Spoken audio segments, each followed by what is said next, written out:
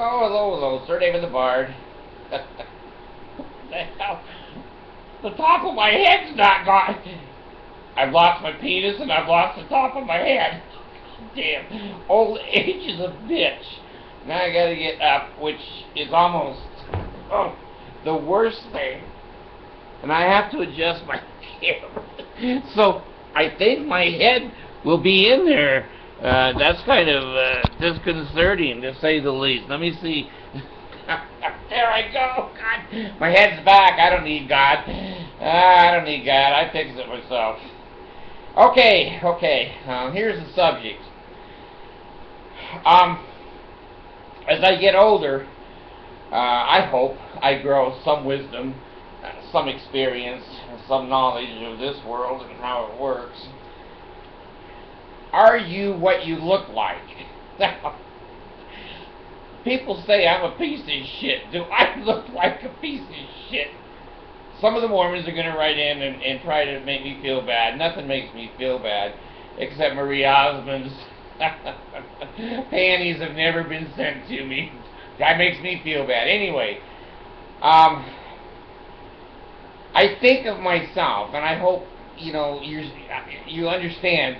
You think of yourself when you were in high school. Think of yourself when you were in high school. Your body was younger, obviously, and your skin was supple. It wasn't peeling off like a damn alligator. You had hair on your head, so the kids didn't make fun of you. You had eyebrows. Most teenagers have good eyebrows. And you could hear, see, taste, smell, and pee, and go poo-poo. All with relative ease. You could run, jump, excitement, enthusiasm. Well, was that you? And I'm thinking to myself, when I was in high school, oh, you know what? My sign is not showing. Do you know who I am? Sir David the Bard, coming to you out of Australia, Kangaroo City. Anyway, I don't need my sign. Here's my signs, tokens, symbols. God dang. Anyway, here's the point. Does our body represent who we are? And as an old man now, and I've talked to Buddha, I've talked to Jesus, I've talked to Muhammad. I had to wear special equipment for Muhammad. But anyway, they all say no. And I'm in agreement. Our bodies don't show our intelligence, our personality, our compassion, all of the human qualities that we attribute to human beings. You can line 1,000 beautiful people up, men and women, and those bodies do not match.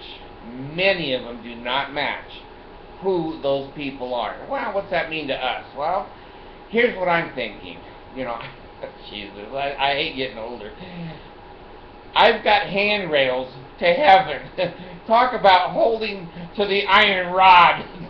The Bard holds to the iron rod, no doubt about that.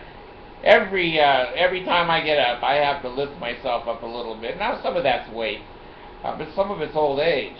And I have bars across the bed there. All right, that's the handcuff my sexual partners do. But I use it for a handrail. And in the bathroom, how many men need a handrail to stand up and go pee-pee? The Bard. I fall over in the toilet. God damn. My wife hates that. David, are you in the toilet again? Yes. Got to come in and wash me off again. Anyway, our facial expressions. I did a video a couple back on affect. Our emotions match the outside of our face and our hands and feet and whatever. The answer is no. Many times they don't. You can be fooled by affect. Now, here's what I'm saying. Maybe you're a little older, maybe you're a little fatter, maybe you're a little more ugly than you used to be. Maybe you were ugly when you were born. I don't know. I've seen a lot of babies, and there's only been one or two where the mother shows me the baby, and I go, holy shit, that's an ugly little bastard. The others are beautiful. So anyway, You know, there's that scientist, and you can look him up. You guys are much smarter than I am.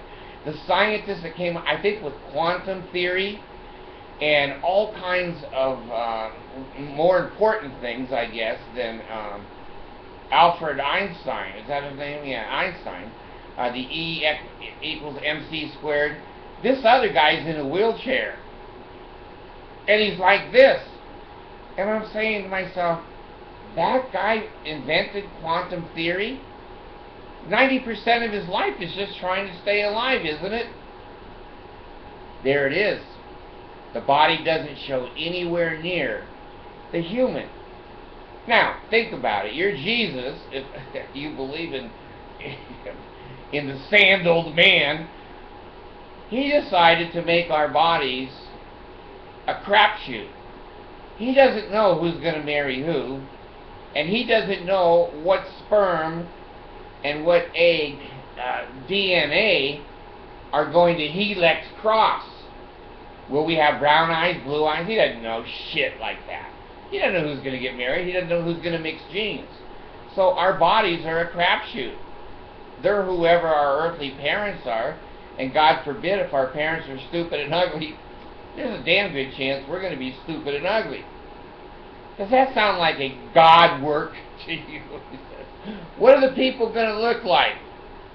Ah, hell, I don't know. Just let them intermingle. Screw. They'll come out.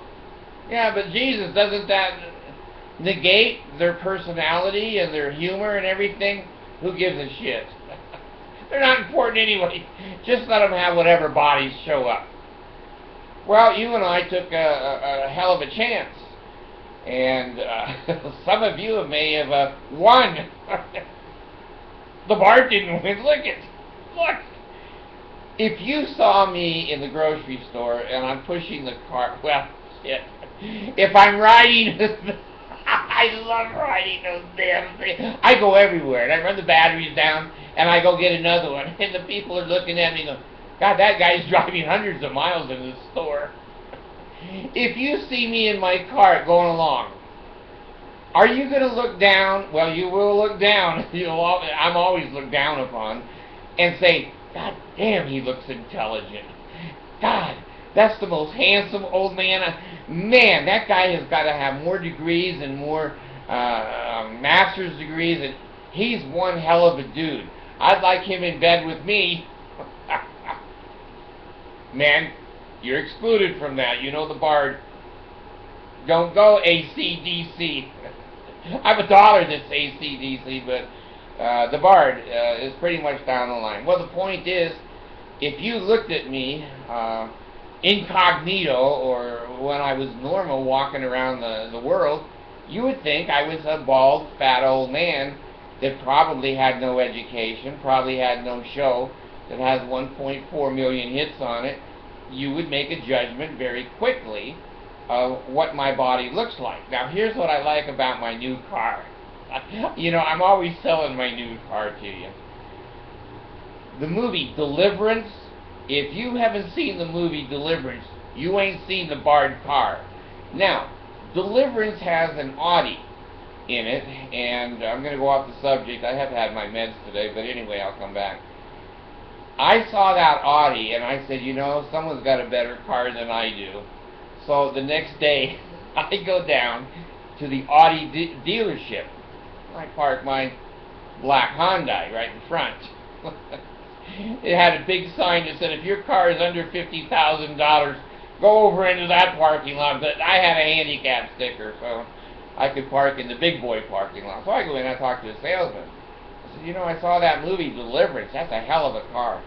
And the stunt driver who drove that, unbelievable stunts and driving skills. So I'm kind of interested. I think it's called an Audi A or an Audi A40 or something. I said, yeah, I'm kind of interested in that. I said, how much better is that in my Hyundai? Son of a bitch. He had no respect. He fell off the chair laughing. I said, why are you laughing? That car's got everything on it. And he said, yeah, but it's a piece of shit. I said, well, $30,000 ain't a piece of shit, is it? He goes, do you know how much the Audi is that you want? And I go, no, how much? I was expecting, you know, I looked at Corvettes and and others. I was thinking 60, maybe 70,000. He said it's 125. I said, well, now wait a minute. Let me see if I'm understanding you. It's leased for 125 a month. He said, we don't lease them, we sell them. I said, how much? And I'm sitting there in my shorts and my tennis shoes. And he's out in the suit. He's a return missionary. He's out there in his suit, acting pious. He says 125,000, and that's without the extra equipment on it. What the hell's the extra equipment? He said, well, that's a tire, engines, transmission. I said, holy shit, $125,000 for that car? He goes, yes. I said, well, how does a person finance that? He says, I don't know. We've never financed them. People just pay cash. I said, well, let me check my safe at home. I'm lying. The bars, I have a safe, but I'm pretty sure there's not $125,000 in it. There may be $100,000 worth of credit in there, but not. Anyway, I love that car, but you know what? My car has things in it that car didn't have. So anyway, what's the point?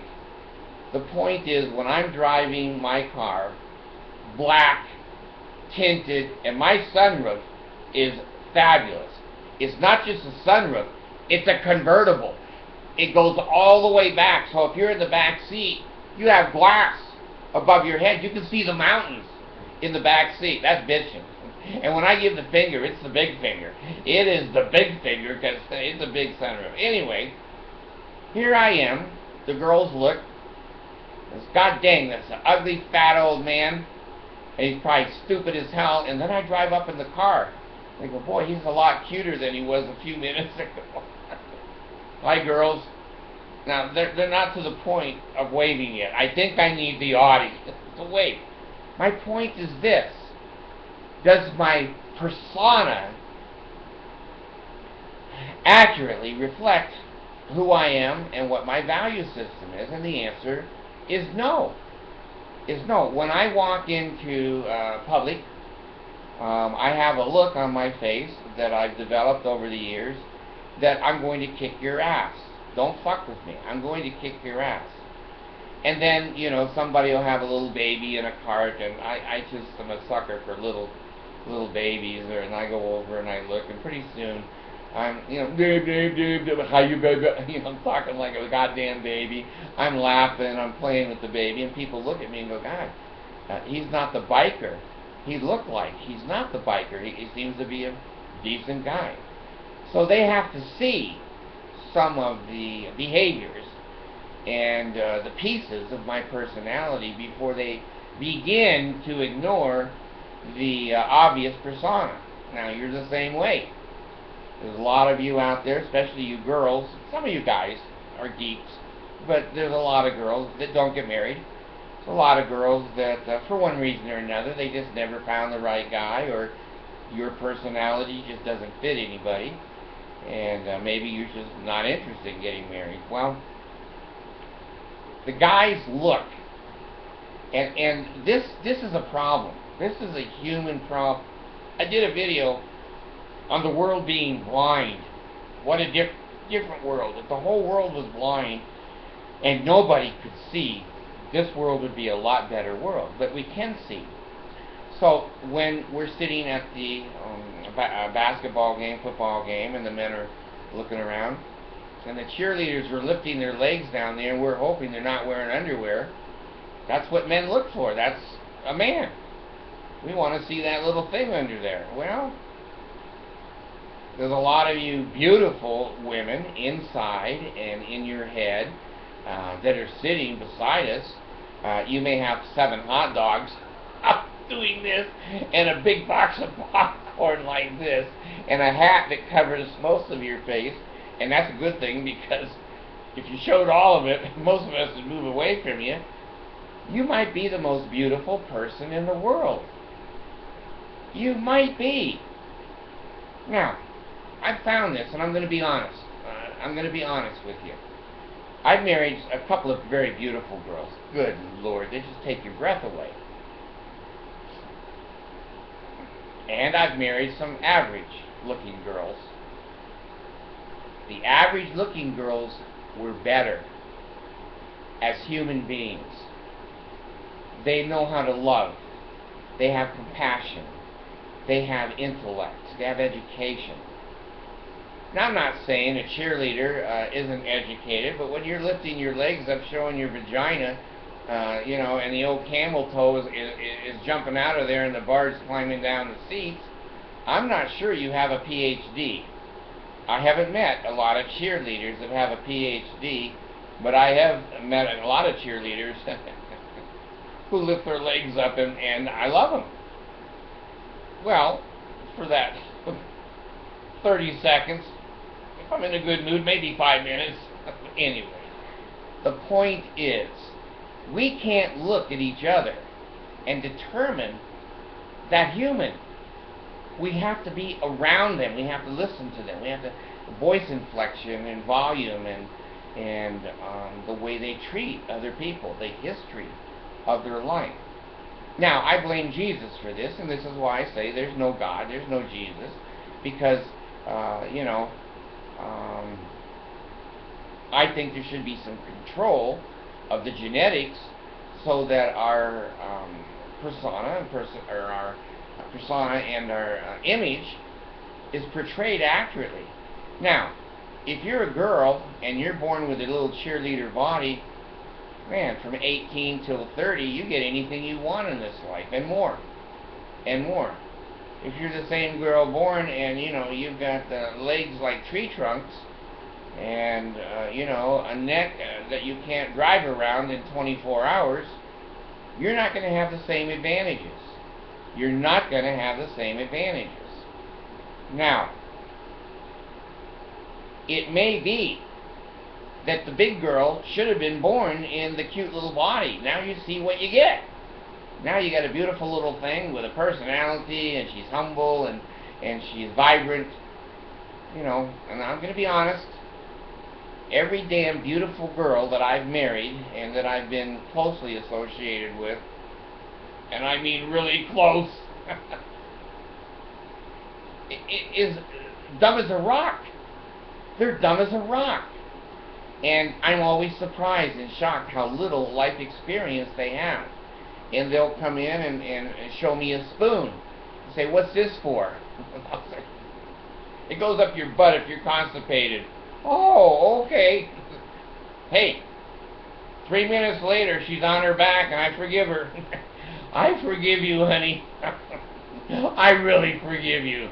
And she just lays there. I had a wife that used to watch TV and read magazines when we're having sex. Didn't bother me.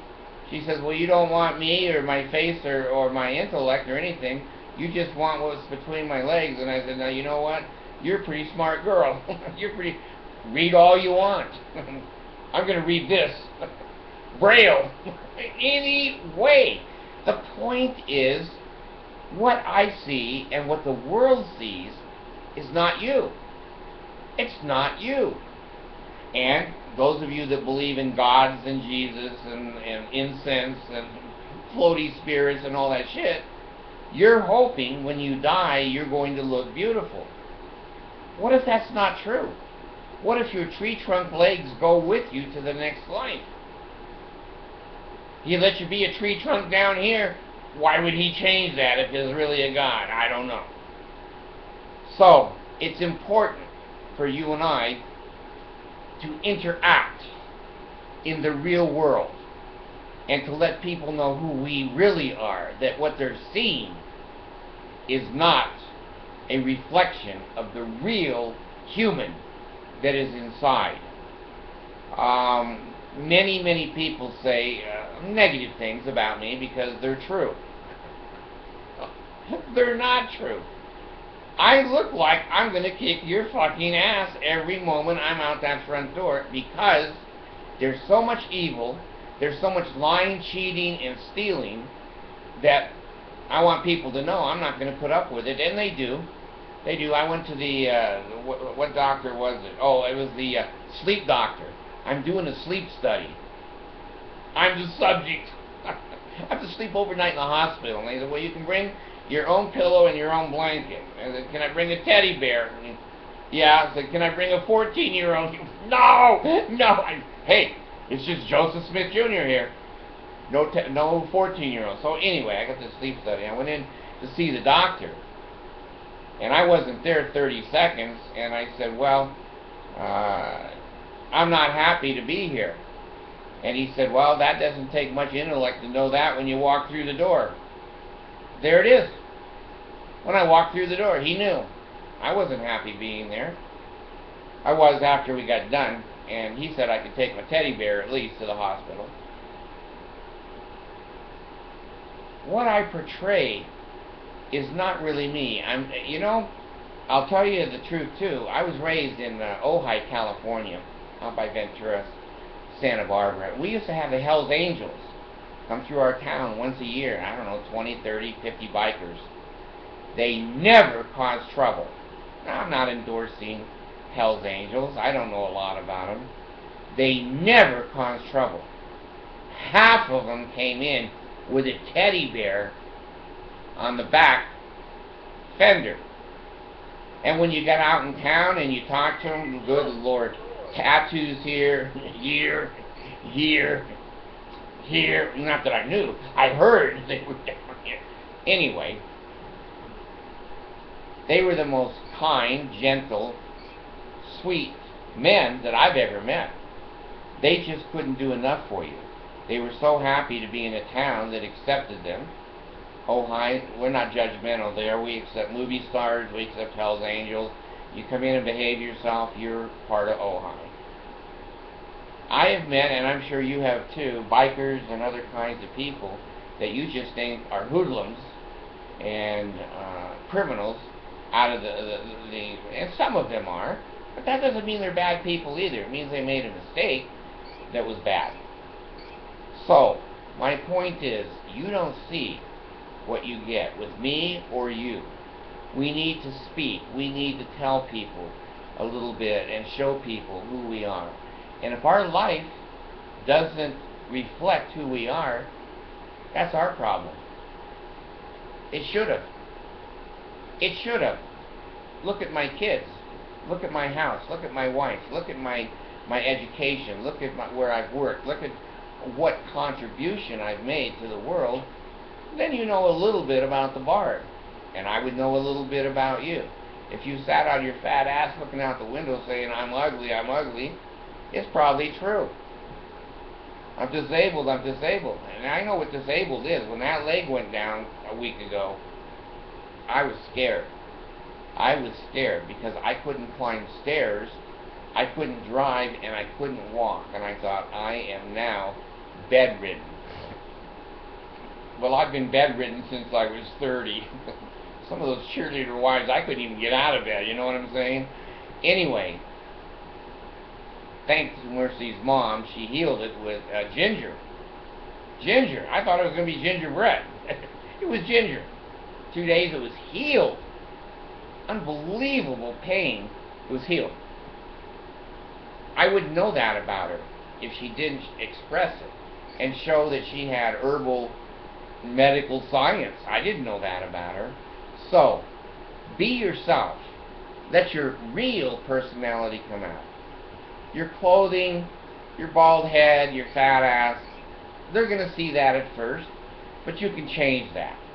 You can change that by the way you speak, the way you talk, how gentle you are, how kind you are, and let's be the real person. The mistake that Jesus made, putting us in these shit bodies, and they don't match. They don't match in a million years. Don't let that slow you down in life. It's not going to slow me down. I think I'm a good person. I try to be a good person. If I am, then, things work out for me. If I'm not, then my life is sad. But anyway, you can always pray it away. Pele Ale, oh God, hear the words of my mouth 3 times. True order of prayer. Or you can cut your throat, or you can tear out your heart, or pull your stomach and guts out because you're too damn ugly. Or you can go down the road screaming, health in the navel, marrow in the bones, strength in the loins and the sinews, power and priesthood be upon me, and upon my posterity through all generations of time, and throughout eternity. This is the bard, and the bard's gone.